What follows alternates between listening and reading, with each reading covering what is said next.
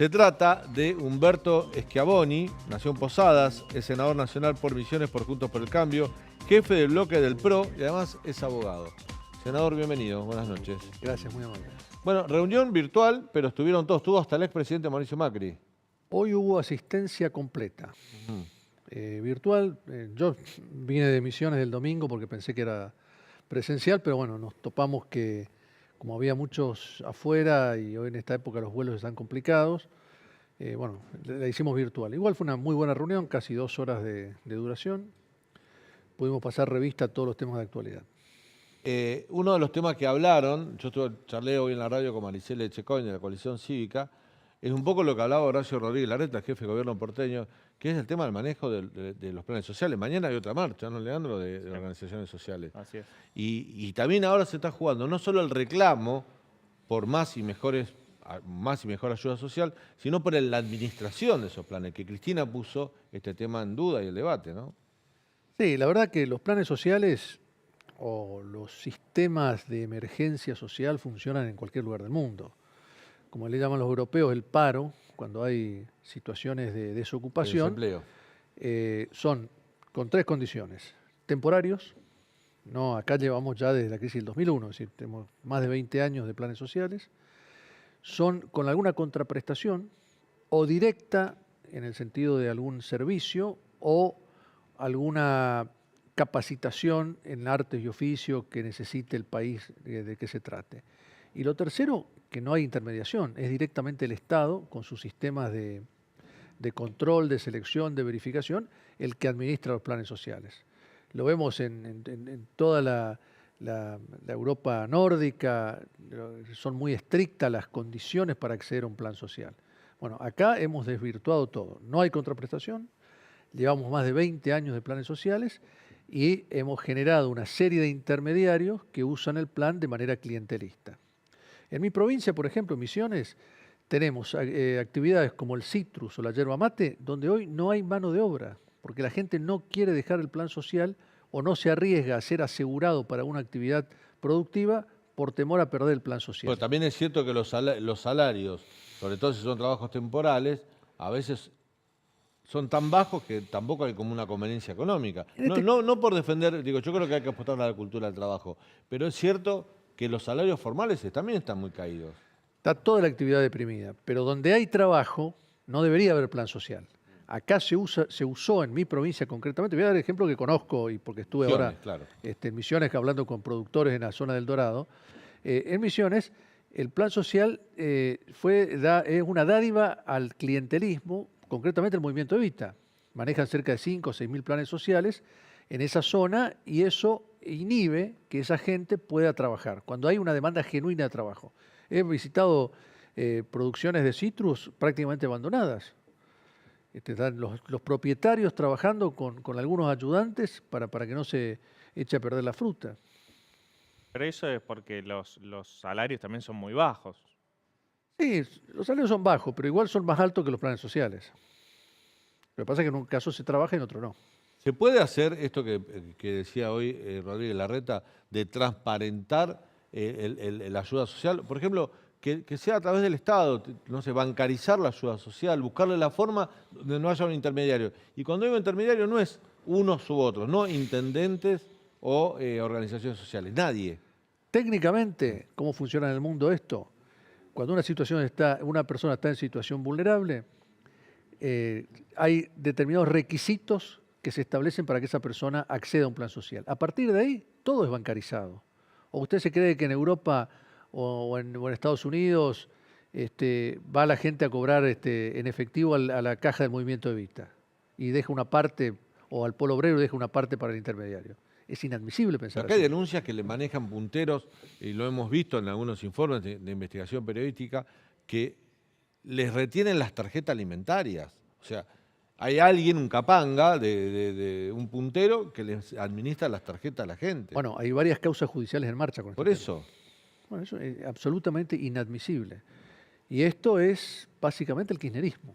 Quienes han profundizado esto han sido los kirchneristas. ¿Cómo lo ve el presidente?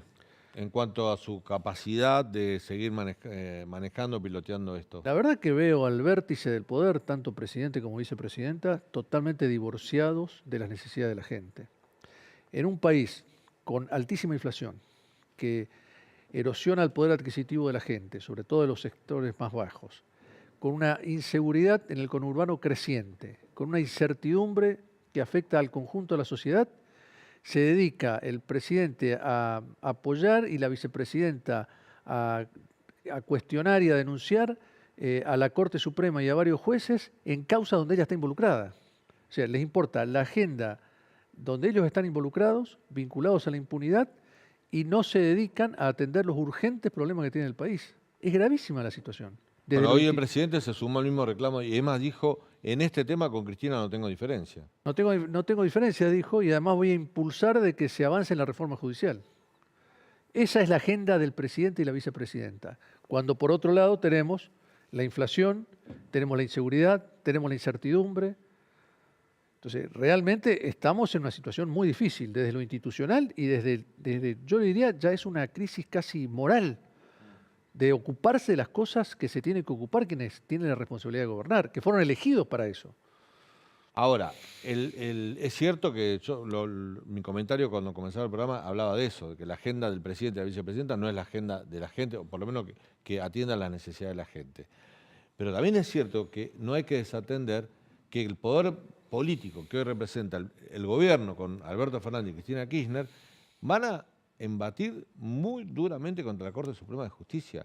Y esto, hasta hace poco, hace unos meses atrás, hubo una marcha contra la Corte Suprema de Justicia, de la cual participó el viceministro de Justicia de la Nación, que era uno de los que encabezaba la marcha.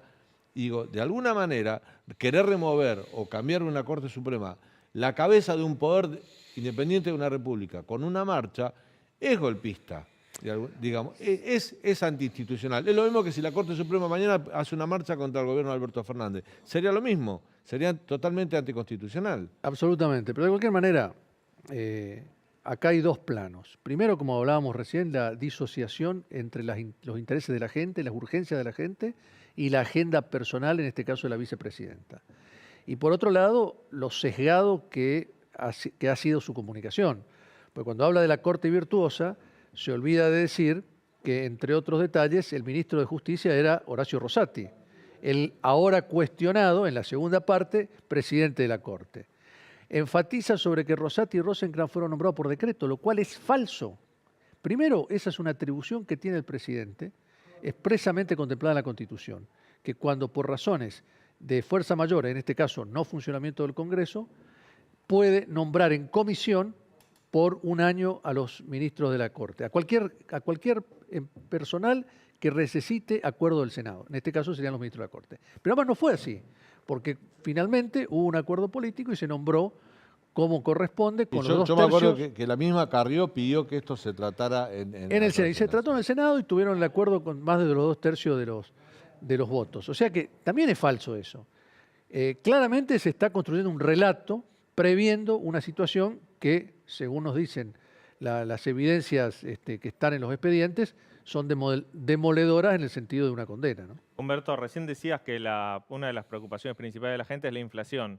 ¿Qué medida concreta están pensando en Juntos por el Cambio aplicar para bajar la inflación si el año que viene son gobierno? Bueno, primero, eso es imposible de saber porque uno puede aplicar medidas en el contexto en que tenga que aplicarlas.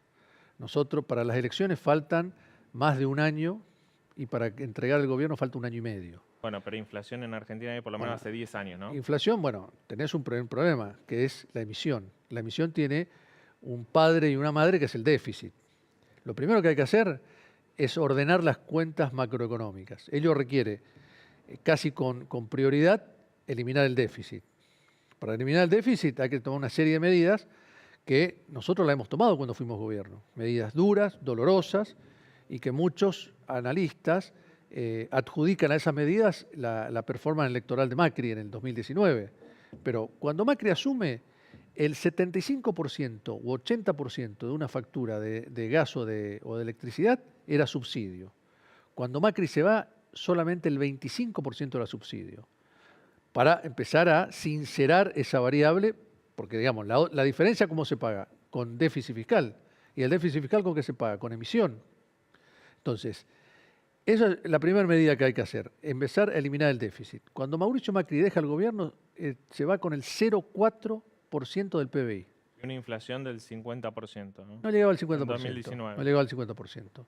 Pero quiere decir, Alta. hicimos deberes para resolver estructuralmente las causas de la inflación, que tampoco la vas a resolver en el transcurso de 1 año o 2 años. Pero si no eliminás el déficit, no lo vas a resolver nunca, como está pasando ahora.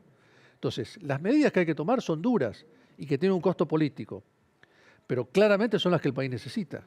Senador, hoy ustedes en la reunión de Juntos por el Cambio hablaron de que el gobierno, la frase era, le echan nafta al fuego y que esto alienta o despierta una alta conflictividad social. Yo recién hablaba con el diputado Nicolás del Caño y le preguntaba cómo lo veían ellos desde la izquierda, la posibilidad de que a partir de agosto, después de una alta inflación de julio, con un segundo semestre mucho peor que el primero, la conflictividad social se desbande, que tengamos caos social, no sé, una especie de desborde social. Estoy hablando más allá de la protesta organizada, situaciones similares a las que vimos en el 2001-2002. ¿Cómo lo ven ustedes? Yo creo que no son las mismas situaciones.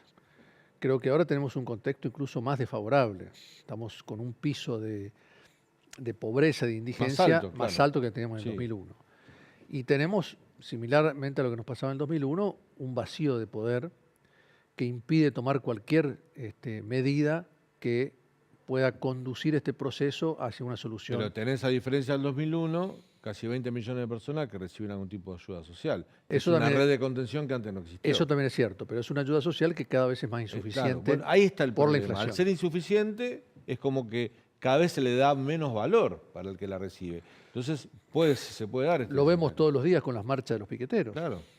Lo vemos todos los días.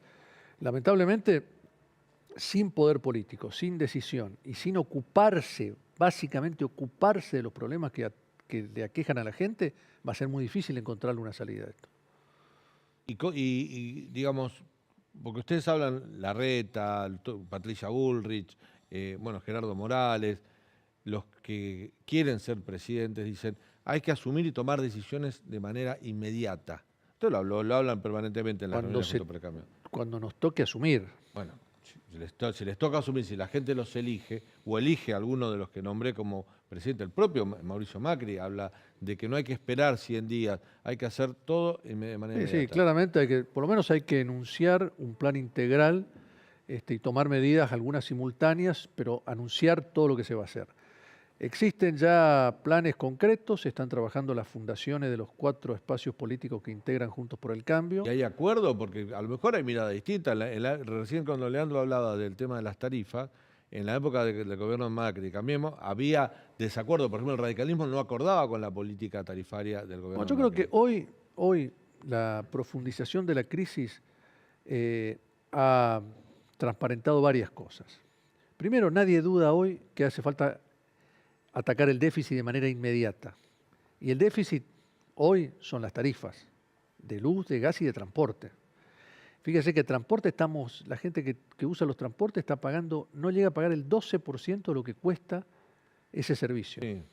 Todo el resto lo paga el Estado. Sí, pero hoy en el área metropolitana tenés, creo que son ¿cuántas líneas colectivas? Son como 120 líneas colectivas que redujeron la cantidad de porque no se les paga el subsidio. De colectivos porque no le están pagando los subsidios. Fíjese, una medida totalmente antifederal porque en las provincias nuestras se paga el 30 o el 40% de lo que cuesta el servicio. Acá no se llega a pagar el 12%.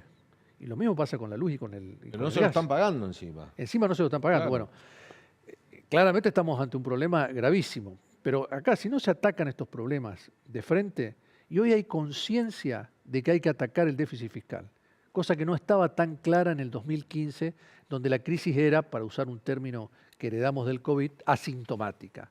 Hoy los síntomas de la crisis están expuestos, con lo cual, en general, la sociedad va a ser más permeable a valorar los cambios que se hagan en este sentido.